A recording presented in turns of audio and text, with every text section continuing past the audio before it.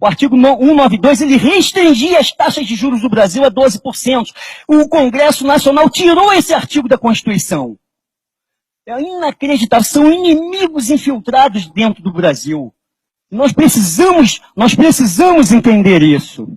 Quando o Fernando Henrique assumiu o governo na era do Itamar Franco, a dívida interna do Brasil, era de 30 bilhões de reais. Quando o Fernando Henrique saiu do ministro, foi presidente, a dívida era de 660 bi de reais. No final do governo Fernando Henrique, ela chegou a 687 bilhões de reais.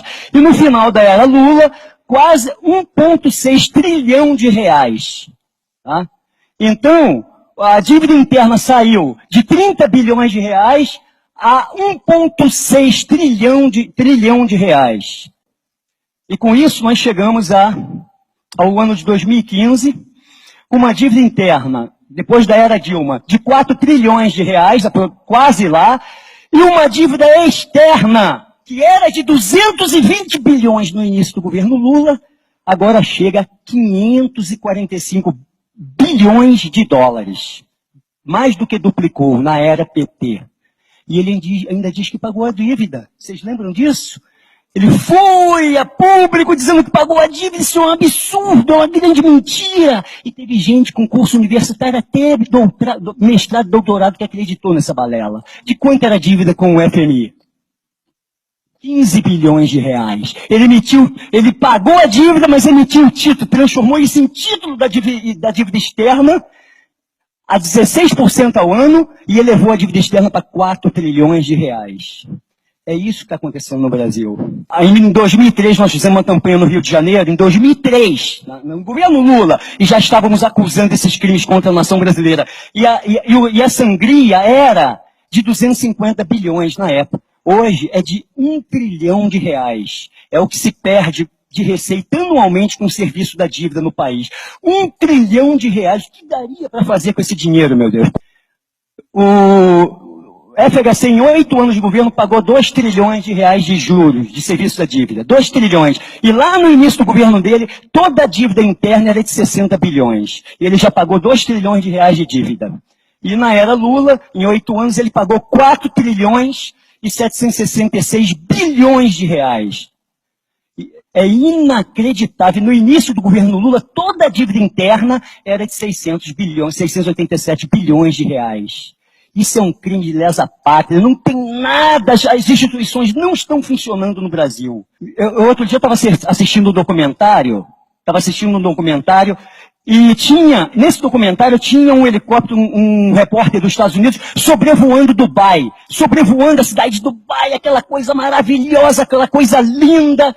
E o repórter perguntou ao sheik que estava no helicóptero de luxo, parecia um disco voador, quanto tem de dinheiro aí em Dubai? Quanto vocês gastaram para construir isso? Fala aqui para mim, fala aqui para mim. Ele balançou, mas falou, 300 bilhões de dólares. Gente, eles construíram toda Dubai, toda a estrutura, toda aquela beleza daquela cidade do futuro com 300 bilhões de dólares. Quanto a gente paga de juros no serviço da dívida agora, no serviço da dívida? 1 trilhão de reais. Quanto dá isso? Quanto dá isso? Hã? Pois é, mas quando era 2, na época desse documentário era 2 reais o dólar. Tá? Naquele tempo, quando que eu assisti esse documentário, dava para fazer 2 Dubais por ano no Brasil. E agora dá para fazer 1,3 Dubai todo ano no Brasil. Quem é rico aqui? Quem é o país rico? Me fala, então eu não aceito chamar o Brasil de país pobre ou atrasado. Eu não aceito isso. Isso é propaganda enganosa que foi inserida na cabeça das pessoas, inclusive de intelectuais, de acadêmicos, porque a mente dela, de grande parte da sociedade brasileira foi contaminada por uma psicologia derrotista, que é uma ficção. O Banco Central é público ainda, mas se comporta como se fosse privado. Ele não cumpre com as suas funções. Quais são as funções do Banco Central? Regular taxa de juros e emitir moedas para desenvolver o desenvolvimento do Brasil. Ele faz o contrário. Ele aumenta a taxa de juros, enxuga a economia, limitando o volume de moeda circulante no país a 5%. Ou seja, a moeda que circula no país representa apenas 5% do PIB. Meu amigo, em qualquer país avançado, economicamente um pouco menos apertado, arrochado pelo sistema, é 40%, é 35% ou 40% o montante de moeda circulante no país. E a doutora Fatorelli, ela fala isso aqui também nesse livro. E como é que ele faz isso, doutor Ribas? Como é que ele faz isso, patriotas? Como o Banco Central faz isso? Ele vai lá no caixa do banco, tem aquela dinheirama dos juros, dos 400% de juros que ele recuperou, que ele recolheu da população, das empresas que pagam juro absurdo, juros do governo, ele está com aquele montão de dinheiro. O governo federal fala, não joga na economia, porque isso vai causar inflação. Não joga na economia, ele recolhe esse dinheiro todo do caixa do banco e não deixa o banco emprestar. E emite títulos para o banco. A doutora Fatorelli identificou de 12 a 14 maneiras diferentes de se extorquir o orçamento federal pelo sistema financeiro nacional e internacional. Se você tivesse uma dívida com o banco e você pudesse de forma unilateral decidir a taxa de juros, quanto você vai pagar para o banco? Você botaria a dívida lá no alto ou você daria a dívida mínima? Como é nos Estados Unidos ou no Japão, que é 0,2% ao ano. O governo federal, gente, o Banco Central, com uma política econômica e financeira suicida, ele decide de forma unilateral, porque ele tem o poder, ele tem o monopólio financeiro no país, que o Banco Central ainda é público no país, ele decide pagar juros estratosféricos. Isso é crime de traição à pátria, meu general, meu coronel, comandante do exército, por favor, salve o povo brasileiro, salve os 50 mil brasileiros que estão morrendo todo ano em nosso país, salve os idosos que estão na porta dos hospitais, salve as nossas crianças, salve a pátria, meus militares, porque o povo está fazendo o que pode. Outro crime que ele comete, você diz vê o governo abrindo a boca, falando de boca cheia, que aumentou as reservas internacionais do Brasil. Já viu isso? Aumentamos! O Brasil nunca teve uma reserva internacional tão grande. É outro golpe financeiro contra o país. Sabe o que eles fazem, doutor Ribas? Eles compram títulos do governo dos Estados Unidos, doutor Ribas, pagando quase zero de juros. E emite título da dívida interna, pagando 16% de juros. 16,5% de juros. É isso que eles fazem, é outra falcatrua que eles cometem contra a nação. É uma atrás da outra, é para acabar com a civilização brasileira. É para destruir tudo, para eles emergirem com um novo governo internacional privado, uma ditadura internacional tão ferrenha que se a gente não reagir, se eles chegarem ao intento deles, nunca mais a humanidade se liberta. É só com intervenção divina. Então a gente não pode deixar isso acontecer. O que tem? O que é que tem de regular nas instituições brasileiras, meu Deus? É crime de traição à pátria.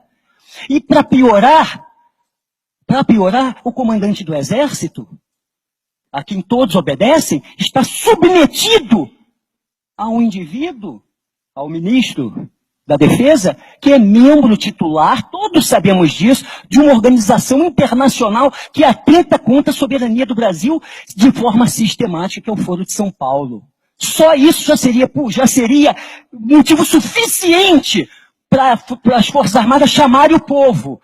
Cara, bota um tanque na rua e você vai ver a multidão que vai atrás. O povo vai atrás, gente. Os 7 milhões vão se transformar em 50 milhões na rua. Eu tenho certeza absoluta. Nós precisamos preparar o Brasil para isso, porque talvez a única saída seja essa. É constitucional que se faça uma auditoria completa da dívida interna e externa. Está lá na Constituição de 88, foi uma coisa boa que eles botaram lá. Nos atos transitórios constitucionais democráticos, é isso? Número 26. Então, pessoal, está lá na Constituição do Brasil para se fazer auditoria das dívidas, mas eles não fazem, cara. Eles não fazem auditoria, não fazem.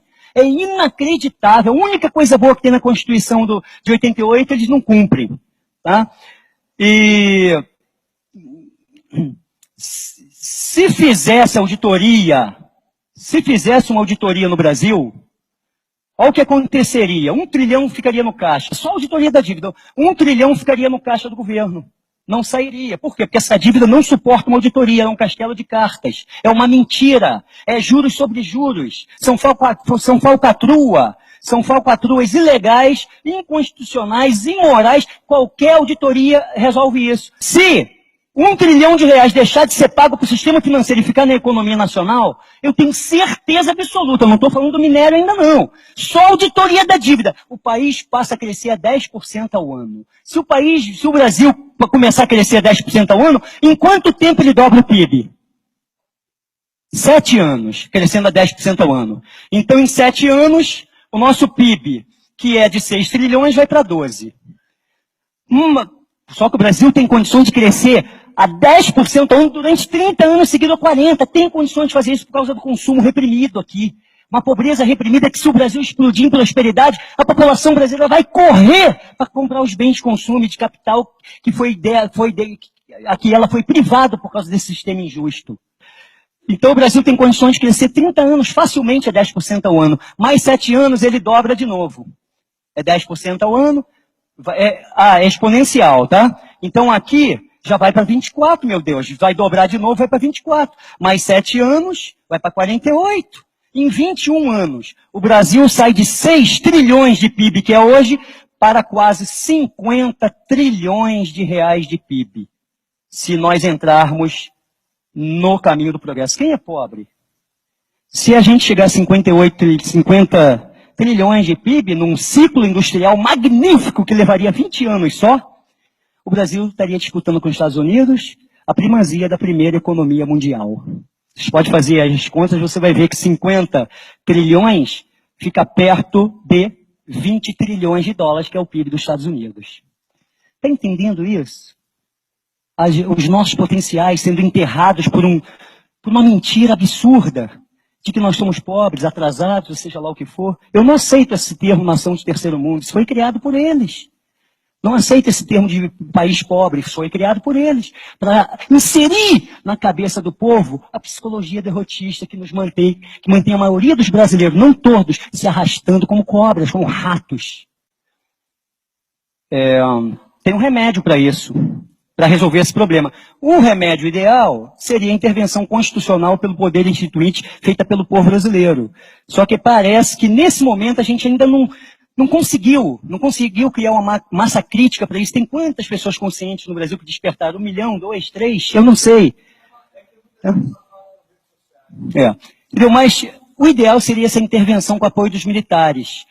No dia seguinte, depois de uma possível intervenção popular, constitucional, com apoio dos militares, quando aplicar o estudo de cenários e fizer um governo provisório, um governo transitório, constituído, um Estado maior constituído de civis e militares, tá? Aí nós vamos poder aplicar os 32 pontos que vão transformar o Brasil na primeira, no mínimo na segunda potência mundial.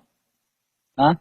E desses 32 só vou falar 5 principais, para encerrar e encerro aqui. Os 5 principais são auditoria completa das dívidas interna e externa. É imprescindível. Os movimentos impeachmentistas e os intervencionistas precisam falar isso toda hora.